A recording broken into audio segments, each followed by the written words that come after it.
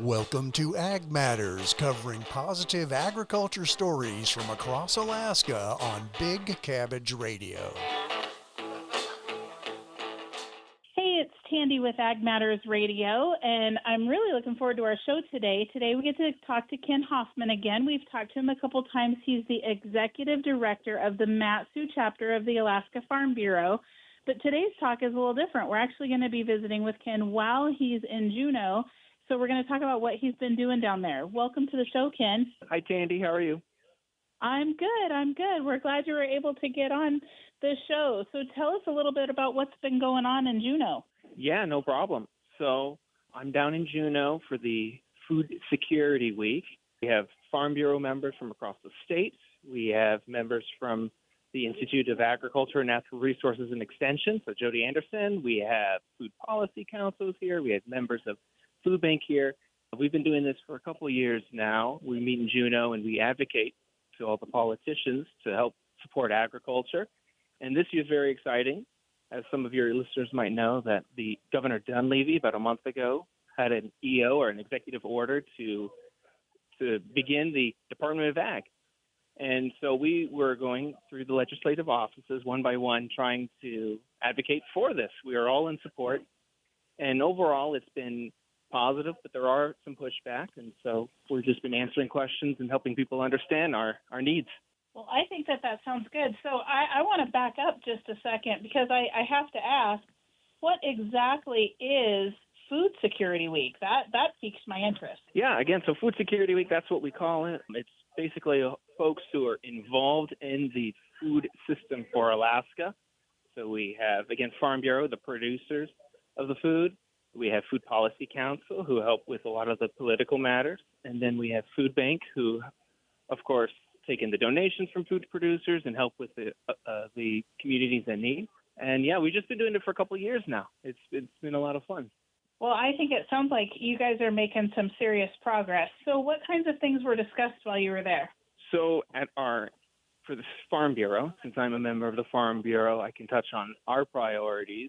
At the annual meeting in Fairbanks in November, we created a list of 7 priorities. The main one was to develop a Department of Agriculture. We also had another one where we wanted to increase UAF agriculture funding for research.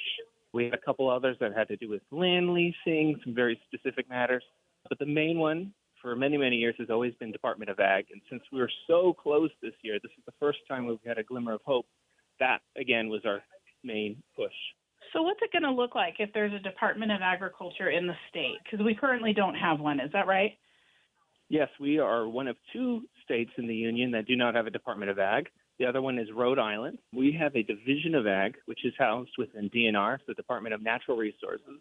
We're one of 7 divisions within the Department of Natural Resources. And of those, we are the smallest one. So when people think of the Department of Natural Resources, most people rightly think of oil and timber and gas. They don't really think of agriculture. So we've always been left out. So we want a Department of Ag so that we can have a Commissioner of Agriculture that sits at the executive office with the governor, and so that we have a voice. That makes sense. I'm going to play the devil's advocate for a second. Sell this to someone who says we don't really want more government. Why does Alaska need a Department of Agriculture? Besides, you said we'll have kind of a bigger voice, but how do you see that helping the boots on the ground farmer? Yeah, so what this does actually is instead of creating more government, it's going to be less regulation. So they're going to help farmers with the bureaucracy, mostly with the federal government, and have a voice. So instead of going through the Director of Ag that goes through the Commissioner of DNR to the governor, we have a direct link to the governor. I see. So what do you see being some things that will be tackled? That will be what? That will be tackled with the new Department of Agriculture? Primarily marketing. So I just got out of a meeting with the policy advisor for Commerce and the Deputy Commissioner of Commerce. Right now, there's just not enough focus put on agricultural marketing. And so once it's a department, there can be a larger focus on that, specifically for agricultural products. I see. So what do you see are some trends that are happening within Alaska agriculture right now? Well, of course, the flower market is growing. There's more and more peony farms every day. That's the largest sector of ag in Alaska that's growing. And of course, vegetable production is always growing as well. That's one of the trends. And we just want to continue that. It's been exciting. It's been really fun to see. It seems like we're always hearing about a new farm starting up or, people ramping up production. So to me, I'm kind of, I'm on the fringe. I'm just a farmer and I'm not, we're awfully busy doing what we do. So we're not always on the ins and outs of what's happening across the state, but it does seem like agriculture is really on an upswing right now in Alaska. Is that true? It's very true. We're out of all of the states in the union, we have the most farms. We have what would you say, more and more farmers here in Alaska than any other state. It's an upward trajectory. Interesting. So we have more farmers in the state, and I don't know if you'll know this number off the top of your head, but if I'm remembering right, we still import like 97% of our food or something like that. Is that true? Yeah, I was speaking with the main ag economist with the Food Security Task Force. We're discussing this issue, and he thinks it's less than 1% in reality. Wow. That we produce our own. Yeah. Closer to 99% that we import. Yeah. So Ken, how can we turn this around? I realize I'm asking you a really, really big question, but you've been in Juneau, you've been talking to people who are trying to solve this problem. This is, Sustainability Week. So how can we turn this trend around and even, start pushing the pendulum the other way because I'm pretty sure at some point we were 97. So it feels like if we're upwards of 99%, then we're going in the wrong direction. So how do we go about that? What do you think are some good steps? Yeah. So all I can say for myself, since I'm a vegetable producer myself, what I need to see in order to grow the business is I need help with the federal regulations, the GAP regulations, in order to sell to larger distributors like Fred Meyer's and Safeway and Walmart.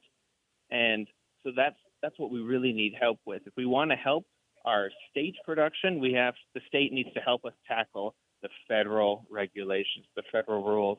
Once those rules are satisfied, then producers will be happy to produce all the food that we need. So the main regulations that we're normally referring to that harm farmers are the USDA GAP standards that were enacted in 2015 with FSMA, which is the Food Safety Modernization Act. So these are regulations that are placed on farmers for food safety standards in order to get into large distributors. Now, food safety sounds great and all, but some of these regulations are just so harsh that it forced out a lot of small farmers from the grocery stores. For instance, in our community, Arthur Keyes with Glacier Valley Farm and Bushes and Bunches used to be able to find their products in Fred Meyer's. But post FSMA and GAP standards, they were forced out. So those are the main issues that we're referring to. So me personally, I think free-for-all is the way to do it. And that's how humanity has done it for thousands of years. And in fact, farmers markets are not regulated by these GAP standards, and people aren't dying left and right after leaving a farmer's market. Farmers have always been selling their products. If they end up killing people, then of course the free market will decide, hey, Farmer J over there who's using bad practices, people are getting sick, so let's not buy his product. Farmers are always thinking of the best customers. Well, a lot of those issues, especially with the international vegetables, GAP standards are not pushed on them. It's just the domestic farmers currently, most of these standards. And so what has done is it forces the large chain grocery stores to buy more Mexican produce from the Philippines. They don't have these standards. Those are generally where the sick vegetables are coming from. It's not the domestic farmers. The GAP standards has harmed the free market. Distributors, if the domestic produce didn't have to be so expensive to cover all of the auditing in the GAP, the distributors, of course, would be buying more domestic products, which are produced in a safer way, and the employees are treated better. I think that is not the job of the federal government. I think it's the grocery stores. That's when you go into a grocery store, you're trusting them that their products have been vetted. Because we used to buy directly from the farmer. Arthur Keyes was the produce manager here in Palmer, and farmers used to come in, and he said there were 16 to 20 farmers per week who would come in and drop off their product. He would then look it over, make sure it's good, and then sell it for cars. Yeah, I think you're right. I mean, I think that there's it's kind of like a lot of farms are kind of standing at the starting line ready to run, right? I mean, we're already running, but but there's so much more we could do. So I definitely agree with you there. So tell me some things that have you, leaving Juneau and headed back to the Valley where we're kind of getting ready to get started on our regular growing season. I know you're doing microgreens year round, but on your market farm and stuff, it's time to be planting seeds and be thinking, or about time. And so tell me some things that give you hope. What are some things that give you a lot of hope for the future of agriculture? Just the number of producers, how many new producers are getting into agriculture. According to the USDA statistics in Alaska, in 2002, we had around 600 farmers. And now in 2022, we have around 1,200 farmers. So the number of farmers has doubled in the last 20 years. And the more I travel around and the more producers I meet, there's more and more new farmers that have been farming for less than 5 years. And so that's really exciting. The number of farmers markets is growing exponentially. There are more and more and products available as well. People are testing and growing new things like mushrooms and exotic flowers and edible flowers and herbs. So it's been a lot of fun to see the growth. Yeah, no kidding. Is there an area, I know you are the director for the Mat-Su chapter, but I'm curious if there's an area that seems like it's growing faster. Is Fairbanks, as far as agriculture goes, is the Valley or the Kenai Peninsula, or is it pretty across the board? Well, since I'm stationed out in Palmer, I'm biased towards the Mat-Su Valley. That's what I've seen the most growth. However, I've also heard, of course, Fairbanks is another agricultural sector, and then Homer. So those are the three main places where agriculture is growing. But also here in Southeast, in Juneau, I know that there's new farmers as well. And what's really exciting is mariculture, which is the oyster farming, kelp farming. We had a lunch and learn session, which is basically when we have a specialist of a field come to the Capitol, and they give a presentation to all of the politicians and advocates that are in the building. It's really informal, and we had the topmost kelp producer in the state, maybe even in the country, from Kodiak. He was presenting on kelp, and so that the Southeast is getting into the oceanic farming as well. And, of course, there's inland farming. So it's just been really exciting to see the entire field of agriculture grow. I agree. It feels like, and maybe it's just because we're getting deeper into it, but it feels like as things like this are happening, as we're learning more about what other farmers are doing in the state, and it feels like the state is getting a little smaller in the community realm. It doesn't feel so far, Homer doesn't feel so far because they're doing things similar to us. And the Southeast, we order a lot of our seeds from Foundroot. And I know that Thea works really hard to make sure that, she's getting sourcing seeds that are good for the whole state. And that just feels really, it makes us feel a lot more cohesive, I feel like. And if things are cohesive and if things are if things are doable for us to grow, and then it makes it a whole lot easier for the consumer then to find us, right? Mm-hmm. Yeah. Yeah. So you're heading back. I hear that the stuff is over and you're heading back. So what's next? I know that they're working on the Department of Ag, but what do you see as coming up next? Yeah. So last night it was really exciting. The Division of Agriculture hosted a reception at the governor's mansion, and our group was invited to be there and to have an entirely 100% Alaska-grown meal in the governor's mansion. The governor was there himself, very friendly, very tall guy, of course. It's always a pleasure to see him. And he spoke, and he's incredibly excited about Alaska-grown products, which we've never heard the governor so positive. He had Director Scoresby, he's the Director of Agriculture. He was there. We had Commissioner Boyle, who's the Commissioner of DNR, was there. Everyone there is very, very excited about the new department.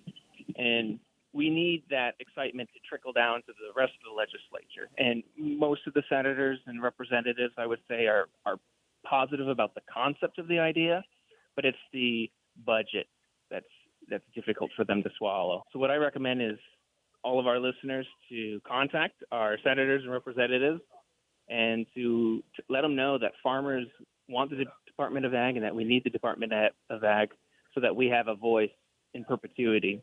Currently, we have an executive branch that is very positive about agriculture, but it's not for certain that the next executive branch will be positive. So we need this department to continue for generations. That makes sense. I see. So tell me a little bit about who you're traveling with. You had mentioned before we started the podcast some people that traveled down there with you. Tell me a little bit about what they're up to and what their role is and how you see them playing key parts in what's coming up with Alaska Ag 2. Yeah, of course. We have giants of Alaska Ag currently here waiting in the airport with me. I see there's Amy Seitz. She is now the policy director for the state Alaska Farm Bureau. We have Jody Anderson, who is the director of the Institute of Agriculture and Natural Resources and Extension. We have Cameron King. He's the new executive director of the Alaska Farm Bureau. We have Rita Jo Schultz, who is the chairwoman of American Grown Flowers, and she started the first peony farm in the state 20 years ago.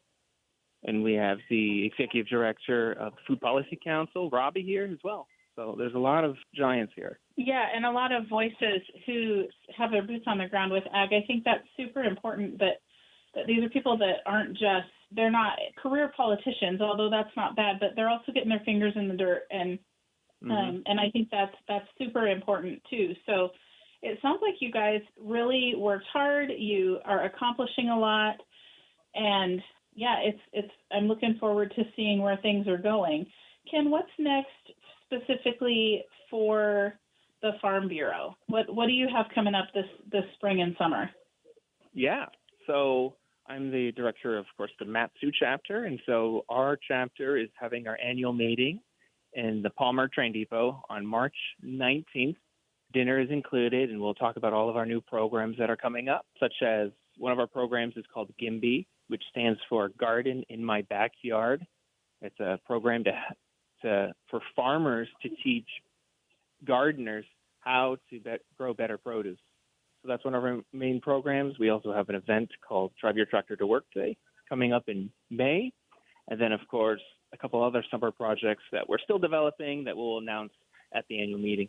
Well, definitely sounds like there's a lot going on. And something that I find interesting about the Farm Bureau is it kind of includes everybody from everywhere, right? So you've got farmers from all over the state. The Drive Your Tractor to Work Day is always super popular, I know. And I love the idea of farmers working with gardeners. That's, there's something to be said about learning things at scale and then sharing that information. So that's really helpful. Well, I appreciate your time today. It's been very informative to find out. It's always good to hear what's going on in Juneau and to stay kind of in the loop about things that are happening, especially since there clearly are some big changes happening in Alaska agriculture. So I appreciate you taking the time to kind of talk us through what that looks like and for giving us hope for the future, because it sounds like we're definitely pushing that pendulum to swing in a better direction, and it's exciting to see where we're headed. Absolutely, Tandy. It's been really positive being here, and I always appreciate the time to speak at Big Cabbage Radio. Yeah, well, we love having you. I'm sure we'll be talking again soon. Have a safe flight. Thank you very much. Bye-bye. Bye-bye. You've been listening to Ag Matters, covering positive agriculture stories from across Alaska. Ag Matters is a production of Radio Free Palmer, recorded at our studios in Palmer, Alaska. For more information about this program, email manager@radiofreepalmer.org.